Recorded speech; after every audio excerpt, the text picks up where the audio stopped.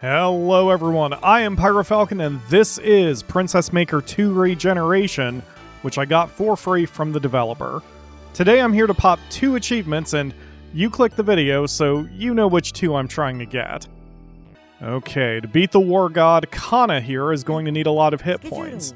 This is usually a good strategy anyway since she needs a bunch of stamina. She's also going to need some morality and faith, but not too much. So Kana, I guess, head to the church and the farm, and I'll see you in a few years. Oh, hey, it's the traveling merchant. Well, we need the demon pendant eventually, but I don't need it quite yet. I can get it next time. So for now, I'll just buy the spirit ring. That'll turn into a $1,000 profit once we're able to go adventuring, and it's not like I need the money right now. Alright, break time is over, Kana. Get back to the farm and make Daddy some more money. Oh wow, Kana is 11 years old already? How time flies. Alright, so our second goal here means I need to maximize Kana's relationship with me, which means buying her birthday presents every year. I'll buy her a book because intelligence is more of a short-term need. It's 1-to-1 with magic points, and she'll be better off as a mage, so this will help her cast more spells without resting. 8 points isn't very much, but it will help a little once we have to start fighting. Ah, we meet again, traveling merchant. Okay, now I'll buy the demon pendant. We're gonna trade that in for some magic power eventually. Before that, though, Kana's stamina is about halfway to where I want it, so she's got some more farm work to do. Happy 12th birthday, Kana! And now that we're sitting on over $4,000, the traveling merchant should make his third and final appearance soon.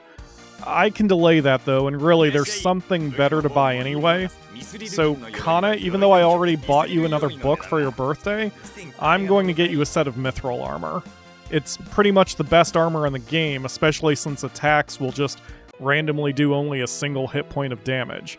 She doesn't need a weapon though, her mind will be her weapon. Kana is almost 13, but more importantly, her stamina is over 600, which is where I want it. So now it's time for our first trip into the desert. We've got several objectives we need to do here, so hopefully I can do it all in one run. We're going to run away from every fight we can. Okay, objective 1 is to get to the Dragon's Den, just northwest of where we start.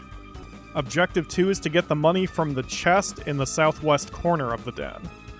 Objective 3 is done. We needed to get the Dragon's Fang out of this box after bribing a dragon with $200. Objective 4 is to give the spirit ring to the water sprite here in the northwest spring. We'll get paid for that in a year. Objective 5 is to trade in the demon pendant to the demon in this cave. And we're going to get the blessing that gives Kana a bunch of numbers. Or blessing, demonic power, same difference. She lost all her morality, but that's fine, we'll get it back. Finally, objective 6 is to keep moving south, then east, and get the rest of the treasure here. Good job, Kana, you got everything in one run. We need to come back here later for some other stuff, but that was a great start. We're back home and I'm going to immediately sell the Dragon's Fang because we don't need it. So now, Kana needs to learn how to defend herself. I'm going to focus on magic here because the war god is weaker to magic than he is to physical attacks. She's got a ton of money after all her work, so I'm just going to send her to magic school for a couple months to get both her magic attack and magic skill numbers maxed out at 100 each. Her magic defense number can stay where it is.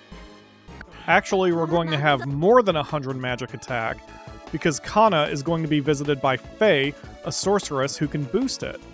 Faye could also boost her magic skill or magic defense, but magic attack is the most useful. Kana's magical abilities are where I want them, but there is something I forgot to do in the desert. This works out though, since now she can actually defend herself instead of running away from every fight. We're going to camp out the night in front of the demon's cave, and Kana will party with some demons who will let her trade in her faith for another stat. For now I'm going to take glamour because it's hard to raise, but I'm going to do this several times because it's really easy to get intelligence and refinement this way too, and I'll need all 3 at high numbers for the achievement that I want. I can only do this once per trip to the desert, though. Okay, now I'm sending Kana to science school because she's as dumb as a brick, and that doesn't really help her cast magic. I want her to have around 200 intelligence before sending her on her next adventure. Here we go. Now I'm sending her to the southern lakes. We need to farm mermaids here. Well, actually they're called feta fish for some reason, and they are definitely someone's fetish, but anyway. We need to farm them because we can get items called black scales, and those will increase Kana's physical defense. This takes less time than trying to raise it in school, and we won't have to spend the tuition money. This is going to take several months, but it'll be worth it.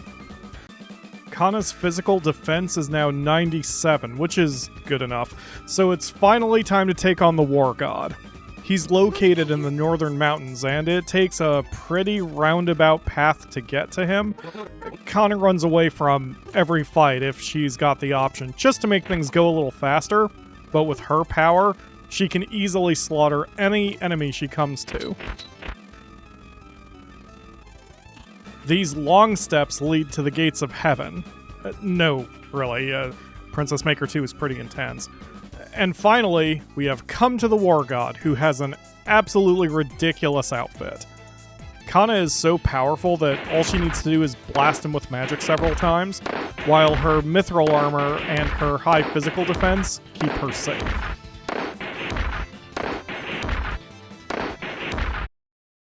The War God is defeated, and after he gets done blathering, I get my achievement. I have absolutely earned this by making my daughter do all the work. No, I deserve this. Okay, now on to part 2 of the mission here, and this achievement is only available on the PC version of the game. In order to marry Kana, the requirements for her numbers are morality at 100 or more, faith at 100 or more, and sin at 99 or less. There are 3 other requirements, but I'll get to them in a second. Right now, her sin is the most problematic stat because she's racked up 350 after killing all those mermaids, and her morality is 0 because I never raised it after we traded in the Demon's Pendant. So, Kana, you need to get back to church because I'm not going to marry a sinful daughter. After a few months in church, Kana's morality is over 100 again, and her sin has been cut down to just 117.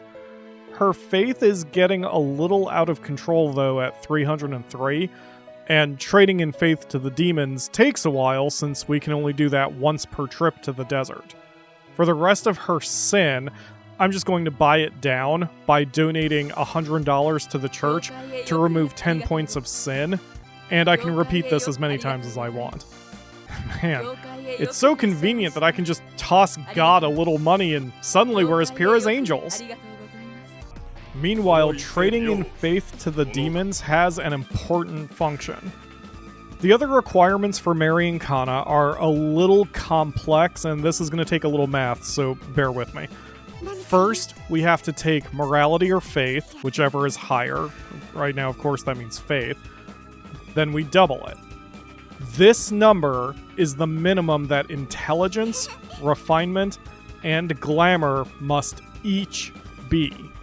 Now, I want to make an aside, because in researching this, I found several answers here, where some people think it's intelligence, refinement, and glamour combined that must be double morality or faith. So I could be wrong about the exact requirements, but I'm not leaving it to chance here. Doing it my way will just ensure that this works. But this is also why we want faith to be as close to 100 as possible, because the lower it is, the easier it will be to then double it for the other 3 stats. So for the next few months, Kana will go to the desert to party with demons, and trade in her faith for intelligence, refinement, and glamour until her faith is as close to 100 as possible. That took a while, but now Kana's faith is 165. Doubling that gets us to 330, and you can see that intelligence, refinement, and glamour are all above 330. So that's it for the stats. So the last thing I need to do is maximize Kana's relationship with me, and the most efficient way to do that is to just go on vacation. We're sitting on $12,000 here, so there is literally nothing more for me to do than just spam vacations until she turns 18. I hope you're not bored for the next 4 years, Kana, because this is all we're doing. Oh my god, this is so tedious. I wonder if real-life rich people ever feel this way, just doing the same thing over and over.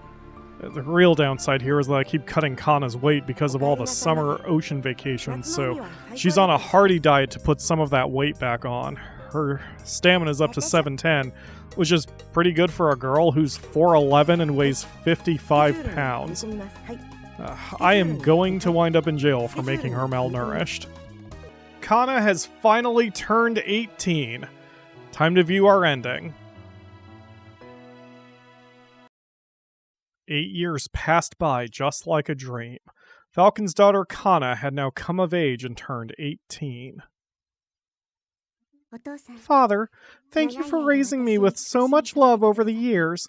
I wouldn't have been able to grow into such a healthy adult without your support and torture. When I look back at my childhood with you, I remember all sorts of things. I have especially fond memories of all the training I did. I'm grateful I got to experience that. I have fond memories of rolling up my sleeves and getting down to work at my part-time job. I don't know anyone who was more eager to work than I was. Though at the time, I wish I could be doing something more ladylike. I understand now that you were trying to raise me to be strong, so I'm grateful for that.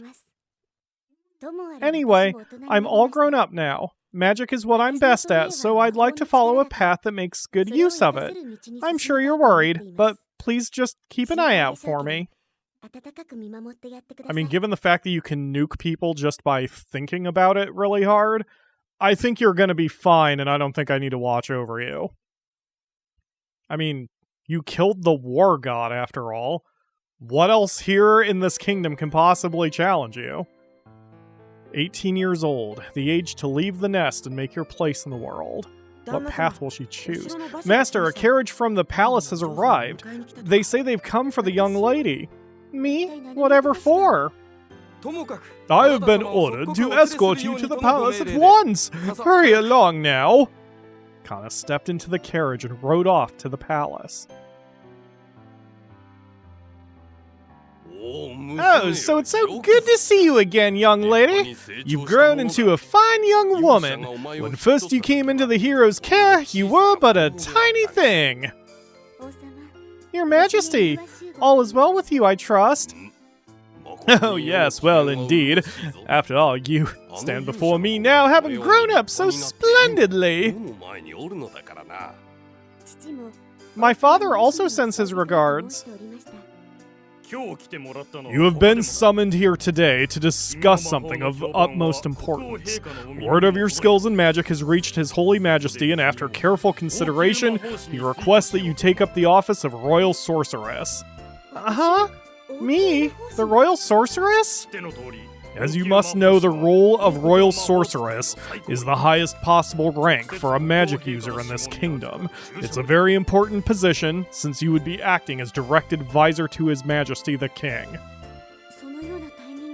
Could I really handle such a big responsibility? Why, there's no better fit for the position. I'm delighted to see that you've grown into such a splendid woman. Will you accept the offer then? Huh? Thank you very much. I'm unbelievably honored. I'll do whatever it takes to succeed at this role. We expect great things from you, you dumb bastard. That is inappropriate attire.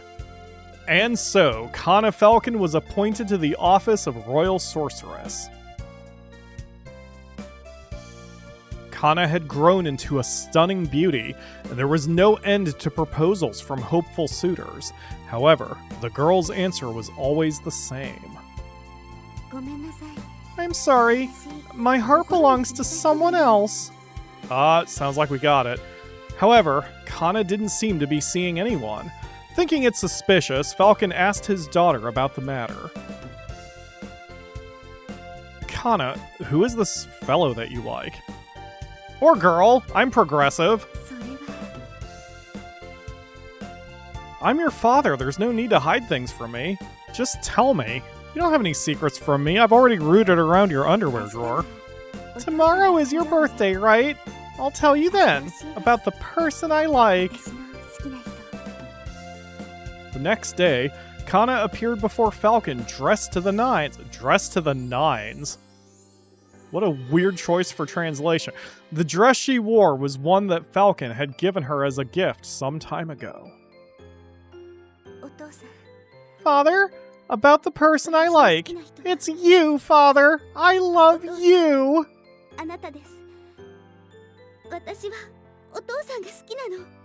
She's so happy.